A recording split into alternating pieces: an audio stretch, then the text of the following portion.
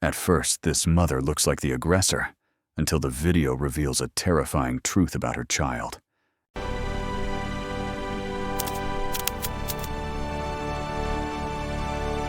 I never assault. Stop. Now's not the time. I'm just trying to tell you. She's threatening to get a knife. She's bigger and stronger than my client. What's she on probation for? Trying to stab her older sister, my other daughter.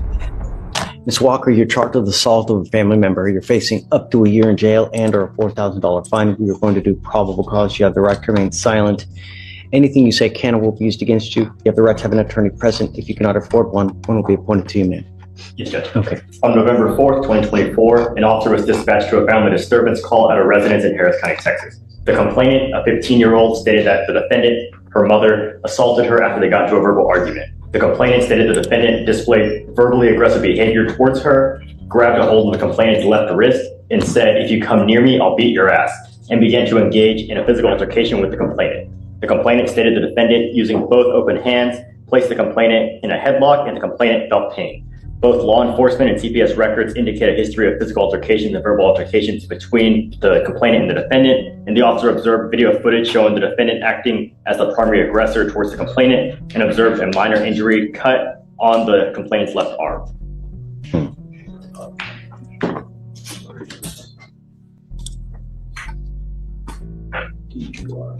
So we have prior violence, any prior charges? There's no prior Any, charge, no Your Honor. prior injury to a child? Felony charges? No, Your Honor. Child means 14 years or younger. She's 15. Okay, ma'am, I'm going to find that there's probable cause to go forward with the case. No, Your Honor. Don't. Now's not the time, ma'am. You have the right to remain silent. Exercise that right. I've got a bunch of DAs here. Anything you say, they're going to use it against you. Guys, what do we do about contact? You know? Yeah, well, so Michael, I need your help. You know, this is a 15-year-old child. We have a history of violence allegedly between mom and daughter. Yes, Judge. Now we have an assault case against a 15-year-old. And according to what Alex says, there's a history of it. It's unacceptable.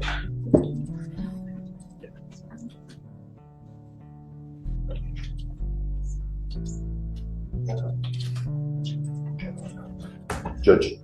Do you have a lawyer, ma'am? I'll be retaining the lawyer, but there's no history of violence between us. You're calling for a walker? Yes. Which walker? One Walker. It's in custody. Oh, thank you. Okay. So, what my plan was, and I already spoke to my people about this, is we were going to check the offense report to see where the child was taken. Were they taken to CPS custody, state custody? Was there some other guardian? Once we're aware of where the child is, we are going to be asking for a no contact order to be granted based off of the allegations of the history of What about violence. now? Is there something that we can do now as far as finding out where the child is? Well, you know? we're going to call CPS today and see if they're in state custody. The offense report also might indicate where it is. If not, we can call the officer and they should know. Yeah, let's, I'd like to, because I think it's serious. I mean, if we have a history of violence, I don't want that to happen anymore. There's no. I know that you're telling me no, but I have other people that are telling me differently. I've never. Okay, well, ma'am, don't. Now's not the time. But my primary concern is the protection of every single person in Harris County, bar none. That's it. Especially if it's a child.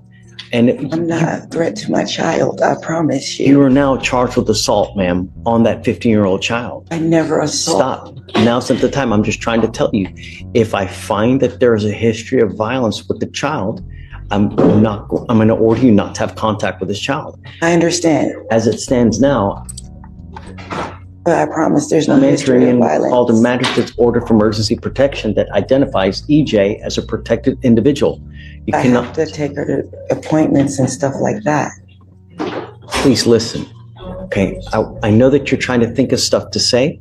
Protective orders are meant to prevent harm, but when facts are incomplete, they can also separate families, restrict rights, and escalate tensions instead of resolving them. No, But I'm I being want you to honest. listen because this is very important stuff. And if you don't hear it correctly, you do something to violate this court order, they're going to file additional charges against you. I'm entering in an order for protection for that 15-year-old child. She's now a protected individual. You cannot commit family violence or an assault against this person. Commit an act in furtherance of an offense under section 42.072 of the Technical Penal Code, which is the stalking statute. You cannot threaten, harass, use another person to communicate a threat or harassing behavior. You cannot be in possession of a weapon. Typically, this also comes with a residential restriction that you're not to go within 200 feet of where she lives or where she works. You understand? Okay. I'm entering this order now. We will try to figure out about how we go from here, but my only concern is the protection of this child. To me, nothing else matters. She's protected. I know that you're telling me one thing, but the evidence will show what it shows, and that's going to point to whose side is correct. So for now, I'm just going to have them reach out to see where the child is and how we go forward. So for now, I'm going to have you sign a reset, and then we'll just have you take a seat in the jury box, please. You guys ever get a call back? No, Judge, we did. So, Judge, I met with the defendant with defense in the room. Oh, okay. I'll let defense. Your Honor, I showed him some video of the alleged assault, I believe. Of course, I haven't gone through the states. My opinion is a child out of control. She's on juvenile probation in Tarrant County, according to her mother. The complaint says that she caused bodily injury by grabbing her. I mean, the complaining witness has a statue. She's threatening to get a knife. She's bigger and stronger than my client. My client's called the police numerous times. This is why we appoint. And so there's always two sides, right? I think this is almost enabling the child. When the police come, the police saw all this, but they're so sick of going out there. They're like, we're somewhere. But I don't understand why they wouldn't. If you see this, Michael, did you see it? I saw the video, Judge. Based off of what I saw and what defense told me, I'm unopposed to removing the residency restriction, to not granting a mulligan. Here's the twist. Once the video evidence is reviewed, the narrative shifts. What looked like an abusive parent now appears to be a parent struggling with a child in serious behavioral crisis. Context changes everything. At all, and to just make No more. I wouldn't. Okay, I mean, if that's what you think, I'll go with what you think. Based off what they're telling me, Judge, and I did corroborate some of the information as well. We're just going to subpoena the CPS records to take a look. Come up, Miss Walker. Come up. So I guess the $25 million question is, how do you wrangle in a child who's out of control? I've been doing everything in my power to love her, do everything to help her get some type of mental help. I've had her admitted to several programs. I've even contacted CPS myself personally, had them come out to the house. She got up and walked out on us. I've tried therapy. I've tried medication. Hell hath no fury as a scorned 15-year-old. I tell you what, I mean, I remember I was 15. Oh, God. And I hope it doesn't. I mean, I know it's going to happen to me. But what's she on probation for? Trying to stab her older sister, my other daughter. And that's in Tarrant County. In Tarrant County. And a juvenile case. Another felony. Okay. So I'm at your disposal. I guess whatever you want, ma'am. I'll take off I won't do the order for protection. Just be careful, you know. I won't put any, Michael, I'm not going to put any conditions either, I guess, you know. I would just say no threatening or harassing, Judge, if the court's inclined to do that.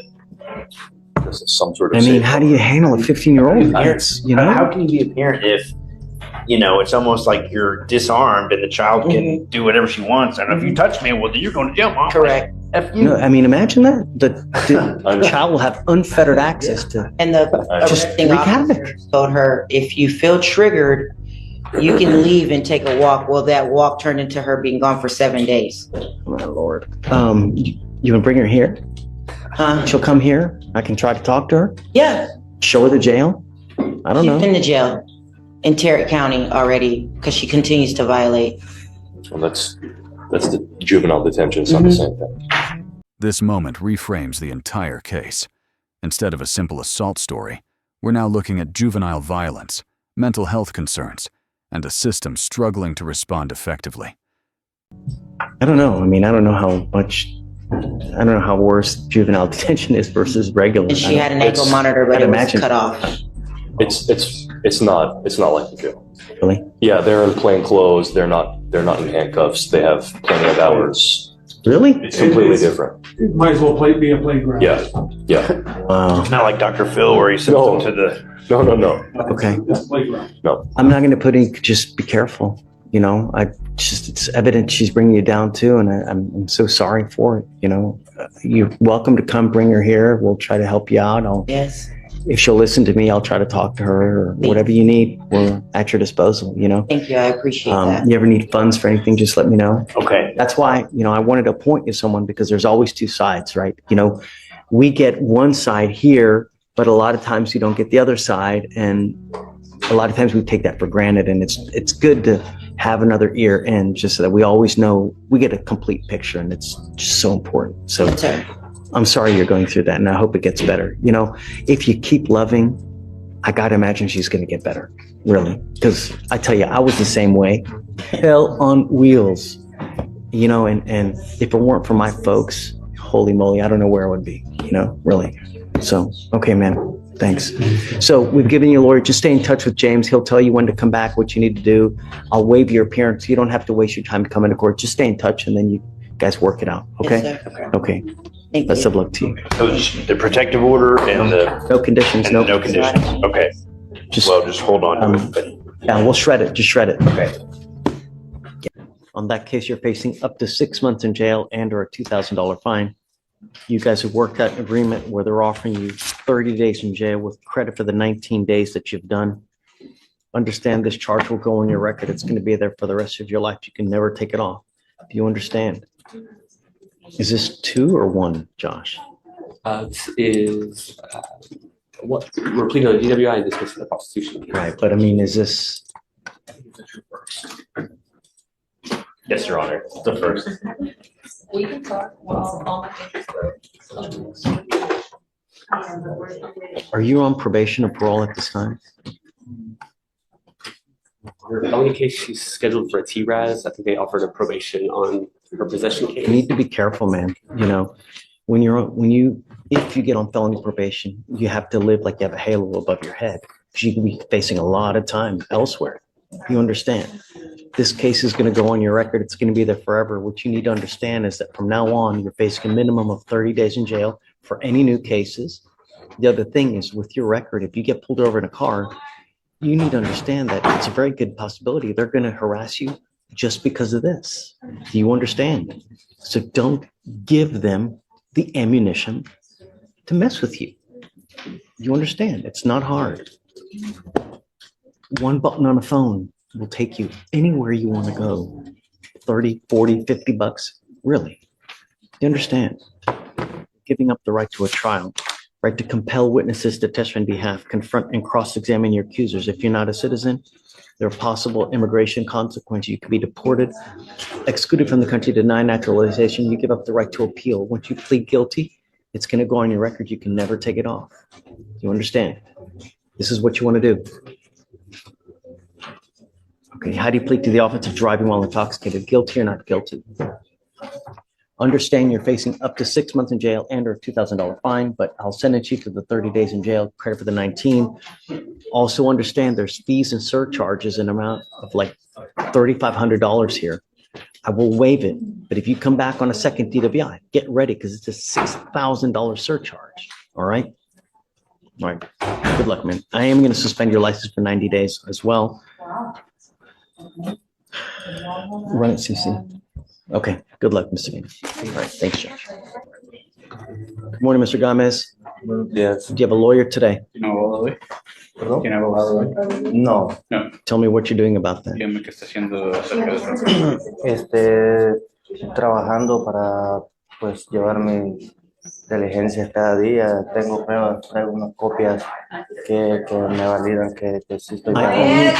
La única cosa que yo quiero saber, si tú tienes un abogado, si no, ¿qué estás haciendo cerca de eso? Nada más. No quiero ser No quiero saber nada más. trabajando.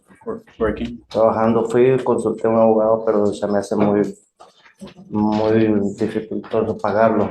Con un Consulted down with one payment. lawyer and it was too difficult to pay for it. How many lawyers have you spoken to regarding hiring on this case? A ver si lo puedo contratar. Con dos. With two? That's not enough. There are a gajillion and one lawyers in Harris County. 99% will put you on a payment plan where you pay as you go. You've had two different settings now, and you've talked to two lawyers in two different, that's unacceptable. You need to talk to more. You may talk to 10, you may talk to 15, but you need to put effort into it. 99% will put you on a payment plan where you pay as you go, and you can negotiate. Puedes negociar con ellos. Entiendo, I understand. pero es difícil. Yo tengo mis pruebas, mis copias de que le estoy pagando mis biles y el It's abogado difficult, se but me cobra un down I have payment. proof of how much payments I have to do for my bills and attorneys are expensive. Un down payment como $2,000 y con todo esto se They're me asking for hace like bien a difícil. $2,000 down payment and everything else is hard. You talk to two lawyers only. You need to talk to more lawyers. Other lawyers are different. Not every lawyer is like that. We gave you a lawyer on the first one, Estamos un abogado en el primero. and 3 months later, you pick up another DWI. You need to